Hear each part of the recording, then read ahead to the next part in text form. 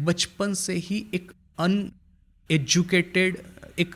एक कंडीशनिंग हो जाता है कि जगत सत्य है, जगत की जो पॉपुलैरिटी है वो सत्य है, जगत में जो नेम एंड फेम मिलता है वो सत्य है, जगत में हम कहाँ पे भी जाएंगे तो हमारे फैन आकर के हमको चारों ओर से घेर लेंगे और हमारी प्रशंसा पे प्रशंसा किए जाएंगे। तो वो देख करके हृदय को जो सुकून मिलता है वो सत्य है। यह सब जो है हम लोग मान लेते हैं और फिर जगत को सत्य मान करके जगत में सफल होने के लिए पूरा प्रयास प्रारंभ करते हैं। इसलिए यहाँ पे शरत महाराज कहते हैं कि ये जो माया का आवरण जो है, इसका ये बेसिक मैकेनिज्म है कि इस तरह से माया हमको फंसाती है। और इसीलिए कहते हैं कि जगत के बारे में हमारी जो धारणा है और अनुभव है, वे दोनों बहुत लंबे समय के अभ्यास के परिणाम से उन्होंने वर्तमान आकार हमारे सामने धारण किया है।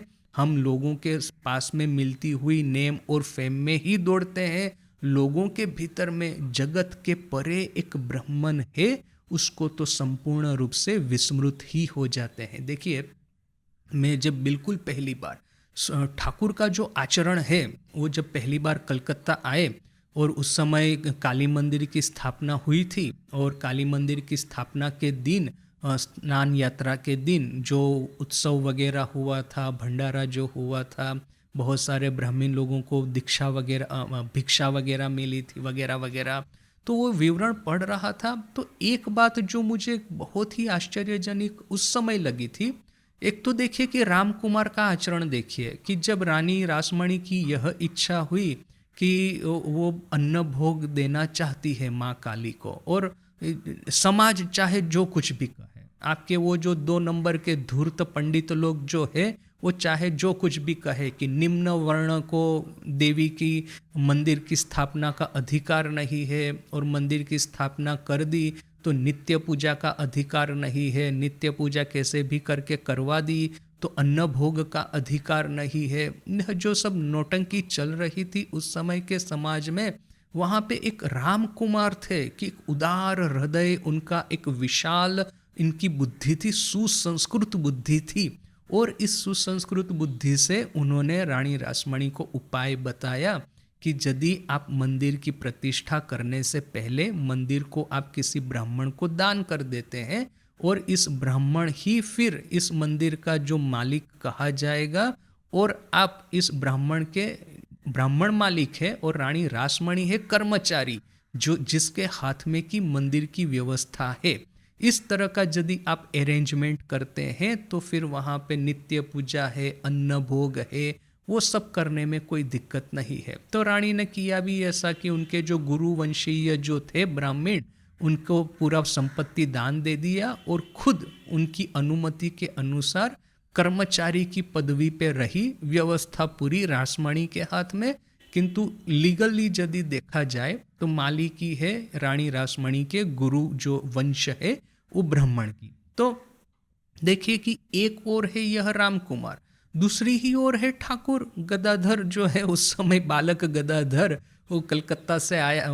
कामारपुकुर से आया है कलकत्ता बड़े भाई के साथ में रह करके। झामापुकुर की टोल थी जो, वहाँ पे रह करके वो जो यजमान होते हैं उनके घर में पूजा वगैरह करता है, और फिर बड़े आनंद से दिन बिताता है, और जगत संसार की कोई चिंता नहीं है।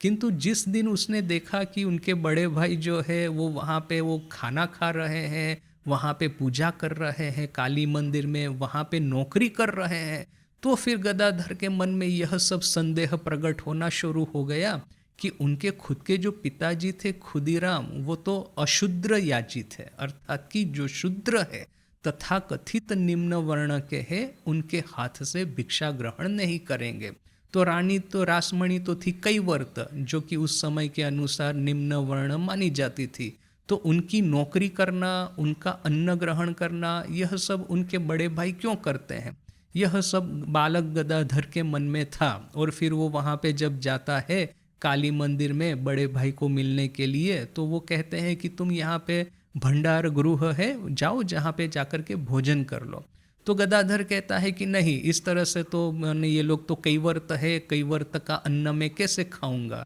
तो फिर आखिर में बहुत समझाने पर भी जब बालक गदाधर नहीं माना, तो राम कुमार ने क्या कहा अपने छोटे भाई को कि अच्छा देखो, गंगा के ऊपर में तो तुम्हारी भक्ति है, यह तो तुम मानते हो कि गंगा का जो किनारा है वो अति पवित्र है, तो तुम एक काम करो, यहाँ पे भंडार गृह में से अन्न वगैरह जो है, जो धान वगैरह जो है, उसको भिक्षा लेकर के, उसको भिक्षा के रूप में ग्रहण करो और गंगा के किनारे जाकर के अग्नि प्रज्वलित करके अपने हाथों से अन्न पकाओ, तब खाना। तो अभी बालक गदाधर को ये लॉजिक थोड़ा सा ठीक लगा कि चलो, गंगा का जो किनारा है वहाँ पे यदि अन्न पकाया जाता है भिक्षा का, तो वो तो पवित्र ही होगा, बोल करके उसने उस तरह से उस दिन भिक्षा ग्रहण की थी। बाद में ठाकुर अवश्य वहाँ पे रहना शुरू कर दिए थे, वहाँ पे साधना की वगैरह सब कुछ, किंतु शरत महाराज स्पष्ट रूप से लिखते हैं बीच बीच में, एकाएक ठाकुर के ऊपर में यह जो संस्कार है ब्राह्मण के, वो जागृत हो जाते और रोते रोते माँ काली को कहते कि माँ, मुझे और कितना दिन यह कैवर्त का अन्न खिलाओगी। तो देखिए, जब मैं यह सब कुछ पहली पहली बार पढ़ता था, मुझे इतना आश्चर्य हुआ, कहाँ राम कुमार ठाकुर के बड़े भाई का इतना उदार हृदय, और कहाँ ये ठाकुर की यही सब, ये ब्राह्मण, ये कैवर्त, यह सब लेके बैठे हैं, इसके हाथ का अन्न खाना है, इसके हाथ का नहीं खाना है। यह सब, ये जो नैरो माइंडेडनेस ठाकुर में क्यों है, यह प्रश्न मुझे उस समय हुआ था। किंतु देखिए कि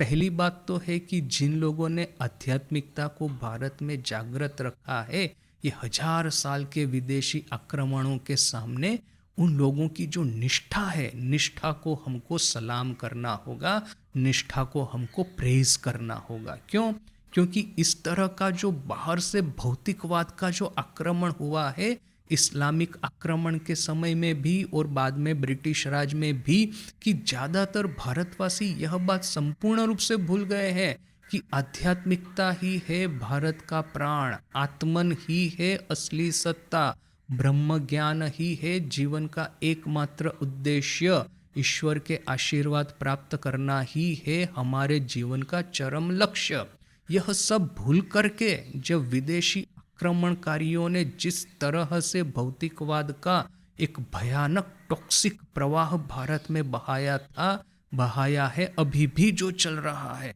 यहाँ पे ये चंद मुट्ठी भर ब्राह्मण थे कि जिन्होंने ये वेद और उपनिषद का जो प्रिस्टाइन मैसेज है, शुद्ध परिशुद्ध संदेश है, ब्रह्म ज्ञान, अहम ब्रह्मास्मि, जीव ब्रह्म ऐक्य, इस महावाक्य को उन्होंने जीवित रखा। और जीवित रखने के लिए उन्होंने कितना कष्ट नहीं किया है, कितना जुल्म इन लोगों पे नहीं बिताया गया है। आज भी देखिए कि आधुनिक इंडिपेंडेंट इंडिया में यह जो ऑर्थोडॉक्स ब्राह्मण है, आए दिन हम इन लोगों की निंदा करते रहते हैं, किंतु यही ऑर्थोडॉक्स ब्राह्मण ही तो है कि जिन्होंने कहा कि जगत मिथ्या है और ब्रह्म सत्य है, और इसके अनुसार जीने का उन्होंने प्रयास किया है।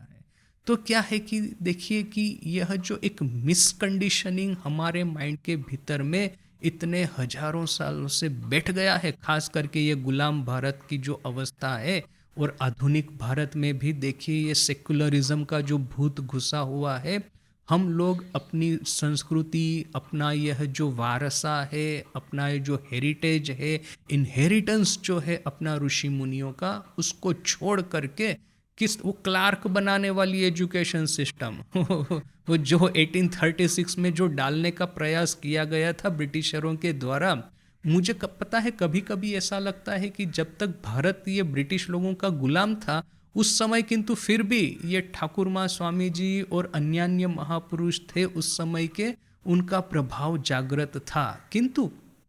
और आफ्टर इंडिपेंडेंस, खास करके ये 70s का जो डिकेड है, दशक, तब से लेकर के जो हम लोगों के खुद के भीतर में एक तरह का सेक्युलरिज्म और एक तरह का स्केप्टिसिज्म, ये दोनों मिलकर के हिंदुओं के भीतर में जो भयानक तोलपाड़ मचाई है, हिंदुओं के खुद के मन के भीतर में जो भयानक एक तरह का डिस्ट्रक्शन मचाया है, कि हम लोग आज का जो युग है वो और ज़्यादा खतरे में है। माने वो जो ब्रिटिश लोग एक्चुअली हम पे राज करते थे उस समय जितना खतरा नहीं था, भारत की यह संस्कृति के विरोध में इतना खतरा मुझे लग रहा है आज हम ही लोगों ने खड़ा किया है हमारे खुद के मन के भीतर में। तो इसलिए यहाँ पे कहते हैं महाराज कि ये जो 1000 सालों की गुलामी है, ये अपना जो मिसकंडीशनिंग है, मिसअंडरस्टैंडिंग है, उसकी वजह से जगत को हम आज मटेरियलिज्म के रूप में ही देखते हैं। हम यही सोचते हैं कि मटेरियलिज्म ही है जैसे कि सही बात, बाकी स्पिरिचुअलिटी है सब गलत। ये साधु बाबा जी लोग लोगों को ठगने के लिए, दक्षिणा उठाने के लिए, हमको लूटने के लिए यह सब भगवान की बातें करते हैं, आध्यात्मिकता की बातें करते हैं। तो इसलिए उन्होंने कहा है कि यह बहुत लंबे समय के धारणा और अनुभव के परिणाम से वर्तमान में परिस्थिति ने इस तरह का भयावह आकार धारण किया है।